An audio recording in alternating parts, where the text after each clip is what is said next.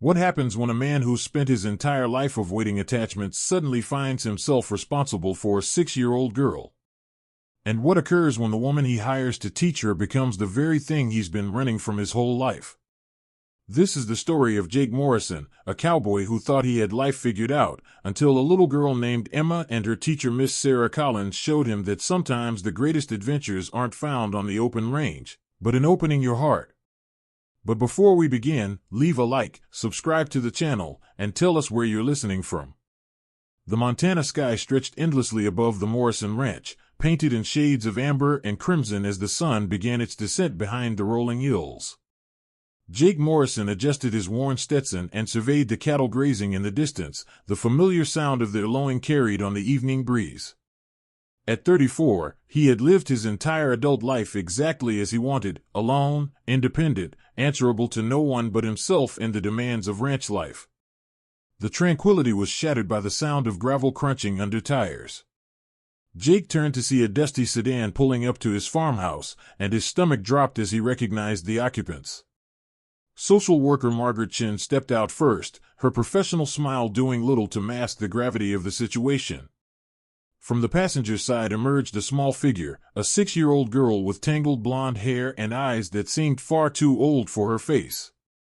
"Mr. Morrison," Margaret began, her voice gentle but firm. "This is Emma. Your niece." Jake's world tilted. His brother Danny had been gone for 3 years now, a overdose in some Denver alley, and Jake had thought that chapter of his life was closed forever. He'd never even known Danny had a daughter. Emma clutched a battered stuffed rabbit to her chest and stared up at Jake with a mixture of fear and defiance. Her clothes were too small, her sneakers worn through at the toes, and there was a weariness in her posture that spoke of too many disappointments. "Her mother passed away last month," Margaret continued, consulting her clipboard. "Pneumonia. Emma's been in temporary foster care, but you're her only living relative. The state would prefer to place her with family if possible." Jake knelt down to Emma's eye level, his calloused hands hanging awkwardly at his sides. "Hey there, sweetheart. I'm your Uncle Jake. I knew your daddy." Emma's grip on her rabbit tightened. "Mama said Daddy had a brother who lived with cows." Her voice was barely above a whisper. "That's right. Lots of cows."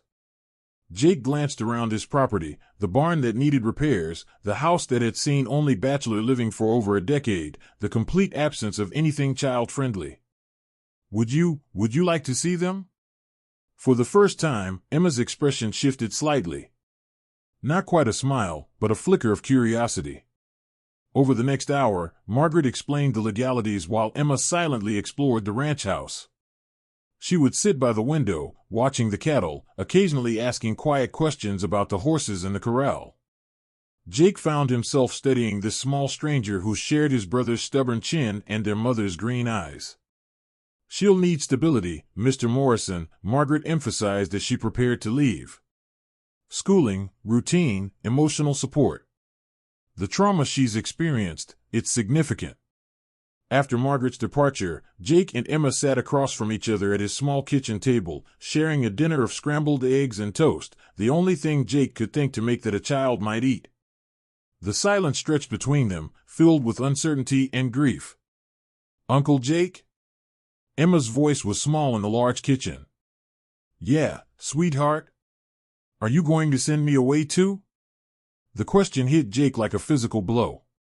He looked at this little girl who had lost everything, who was trusting him not to become another disappointment in her short, difficult life. "No, Emma. Your family. You're staying right here."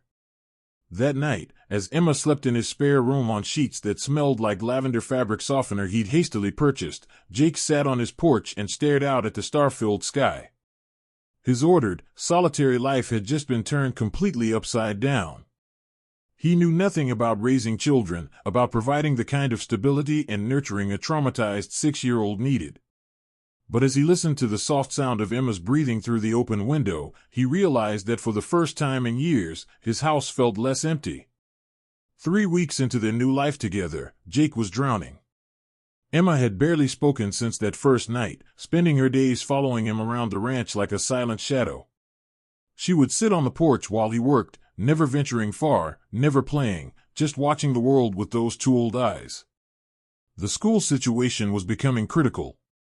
Emma should have started first grade weeks ago, but the nearest elementary school was 45 minutes away in town, and Jake's ranch work kept him busy from dawn to dusk. He tried correspondence courses, but Emma would stare at the workbooks without touching them. "She needs more than I can give her," Jake confided to his neighbor, Bill Henderson, as they repaired fence line between their properties. "She needs someone who knows about kids, about learning." Bill adjusted his hat against the afternoon sun. "What about a private teacher? I heard the Martins hired someone for their boy when he was having trouble in school. Young woman, fresh out of college. Real dedicated, from what I heard." That evening, Jake found himself staring at the business card Bill had given him, Sarah Collins Elementary Education and Tutoring Services. He'd made the call before he could second-guess himself. 2 days later, a blue Honda Civic pulled up the ranch drive, and Jake watched from the barn as a young woman stepped out. She was petite, with shoulder-length chestnut hair pulled back in a practical ponytail, wearing jeans and a cream-colored blouse that somehow managed to look both professional and approachable. She moved with confidence, but her eyes held a gentleness that reminded Jake of his mother. Sarah Collins was 27 years old and had been teaching for 5 years before deciding to branch out into private tutoring. She'd grown up in small-town Wyoming, the daughter of a mechanic and a librarian, and something about the vast Montana landscape felt like coming home. "Mr. Morrison?" She extended her hand with a warm smile. "I'm Sarah Collins. Thank you for calling." Jake shook her hand, immediately aware of how rough his own calloused palm must feel against her soft skin. "Jake, thanks for coming out. I know it's a long drive from town." "Not too bad. Beautiful country out here." She looked around appreciatively. "Where's Emma?" They found Emma in her usual spot on the porch steps, rabbit clutched in her arms, watching the horses with quiet intensity. Jake made the introductions, and Sarah immediately sat down on the step below Emma, positioning herself at the child's level without invading her space. "That's a very special rabbit," Sarah said conversationally. "Does he have a name?" Emma studied Sarah for a long moment before whispering, "Mr. Buttons." "Mr. Buttons is a perfect name. I had a stuffed elephant when I was your age. His name was Peanut." Sarah's voice was natural, unhurried. "Do you like horses, Emma?" For the next hour, Jake watched in amazement as Sarah slowly, patiently drew Emma into conversation. She didn't push, didn't overwhelm, just created a safe space where Emma could begin to open up. By the end of the visit, Emma had actually smiled, a small, tentative thing, but genuine. "She's been through significant trauma," Sarah explained to Jake as they stood by her car afterward. "It's going to take time, patience, and consistency. But she's bright, Jake. I can see it in her eyes. Will you take her on? As a student, I mean." Jake found himself holding his breath for her answer. Sarah looked back toward the porch where Emma was still sitting, then at the rolling hills and big sky surrounding the ranch. "I'd be honored. But I should warn you, Mr. Morrison, I don't just teach reading and arithmetic. I believe in teaching the whole child. Emma's going to need help processing her grief, learning to trust again. Are you prepared for that?" Jake thought about Emma's nightmares, the way she hoarded food at meals, how she flinched at sudden movements. "Whatever she needs." "Good. Then let's get started." As Sarah's car disappeared down the drive, Jake felt something he hadn't experienced in years, hope. And something else, something he wasn't quite ready to name, a flutter of anticipation at the thought of seeing Sarah Collins again. October brought crisp mornings and the scent of wood smoke to the Morrison Ranch. Sarah had been coming 3 times a week for a month now, and the change in Emma was remarkable. The little girl who had arrived silent and withdrawn was beginning to emerge like a flower after a long winter. "Uncle Jake. Miss Sarah taught me about fractions today." Emma burst through the kitchen door, her cheeks flushed from the cool air, actually running instead of her usual careful walk. Want to see? Jake looked up from the ranch account spread across the kitchen table, his heart warming at the excitement in Emma's voice. These moments of pure childhood joy were becoming more frequent, and each one felt like a small miracle. Sarah followed Emma inside, her arms full of books and supplies. Over the weeks, Jake had found himself looking forward to these moments when she'd arrive, bringing warmth and life into his quiet house. Today she wore a rust-colored sweater that brought out the gold flecks in her brown eyes, and her cheeks were pink from the October wind. She's doing wonderfully with math, Sarah reported, settling her materials on the counter. And her reading is improving every day. But more importantly, she's starting to trust, to open up. It was true. Emma had begun asking questions, venturing beyond the immediate vicinity of the house, even helping Jake with small ranch chores. She'd learned to gather eggs from the chickens and could identify each of the horses by name. Just yesterday, she'd actually laughed, when one of the barn cats had gotten tangled in a ball of twine. "Stay for dinner?" Jake found himself asking, as he had every day for the past week. "It's just beef stew, but—" "I'd love to," Sarah replied, as she had each time. But tonight, her smile seemed different somehow, warmer, more personal. As autumn deepened, their routine evolved naturally. Sarah would arrive in the afternoon for Emma's lessons, then stay for dinner. Afterward, while Emma played or worked on art projects, Jake and Sarah would sit on the porch, watching the sunset paint the sky in brilliant colors. "Tell me about growing up here," Sarah asked one evening, pulling her jacket closer against the cooling air. Jake found himself sharing stories he hadn't told anyone in years, about learning to ride from his grandfather, about the summer he and Danny had tried to build a treehouse and ended up falling through the roof of the chicken coop, about his parents and how they'd loved this land. "What about you?" he asked. "What made you want to teach?"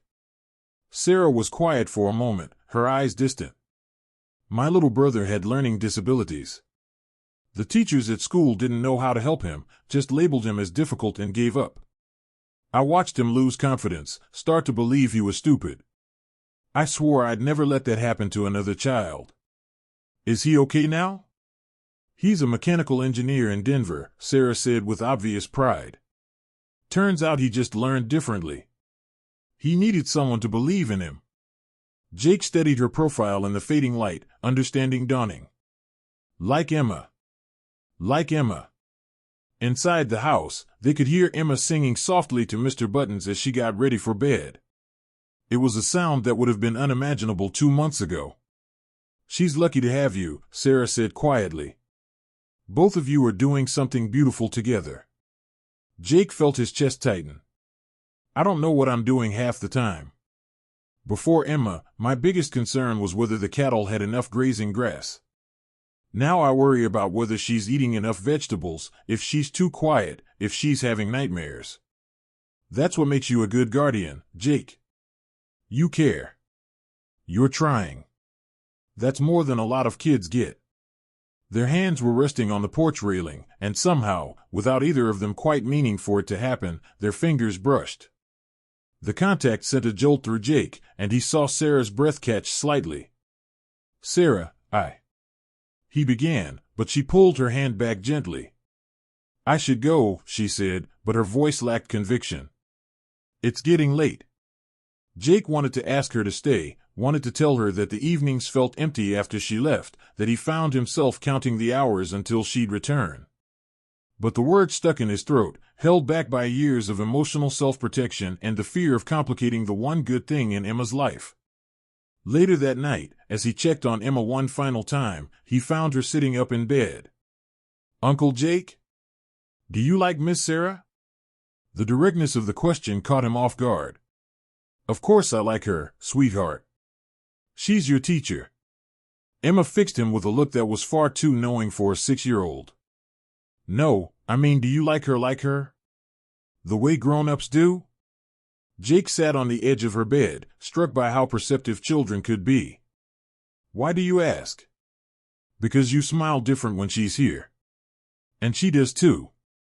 And Emma hesitated, then rushed on, I wouldn't mind if she stayed for always.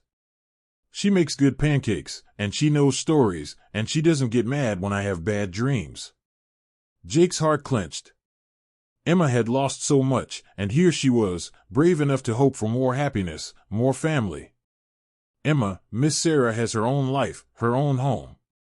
But she could live here, couldn't she? If you asked her nice? As Jake tucked Emma back into bed, her innocent question echoed in his mind. For the first time in his adult life, he found himself imagining sharing his life with someone, creating a real family. The thought terrified and thrilled him in equal measure. November arrived with an early snowstorm that blanketed the ranch in pristine white. Sarah had been snowed in overnight, sleeping in Jake's guest room while Emma delighted in having her favorite teacher there for breakfast. Jake had barely slept, acutely aware of Sarah's presence just down the hall, of how right it felt to have her there. Look, Uncle Jake. Miss Sarah and I made snow angels. Emma called from the yard, her voice bright with joy. She was bundled in a pink coat Jake had bought her in town, her cheeks rosy with cold and happiness.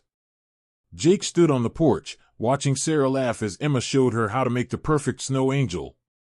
Sarah's hair had escaped its ponytail, curling around her face in the cold air, and her laughter was like music across the snowy landscape. In that moment, Jake realized he was completely, irrevocably in love with her. The revelation should have terrified him. Instead, it felt like coming home. Come help us, Sarah called, her eyes sparkling with mischief. Emma says you're too serious and need to learn how to play. Before he could protest, Emma had grabbed his hand and was pulling him into the yard. Miss Sarah's right, Uncle Jake. You work too much. For the next hour, Jake found himself engaged in the most ridiculous snowball fight of his life, with Emma as his commanding general and Sarah proving to have surprisingly good aim. By the time they retreated inside for hot chocolate, all three of them were soaked, freezing, and laughing.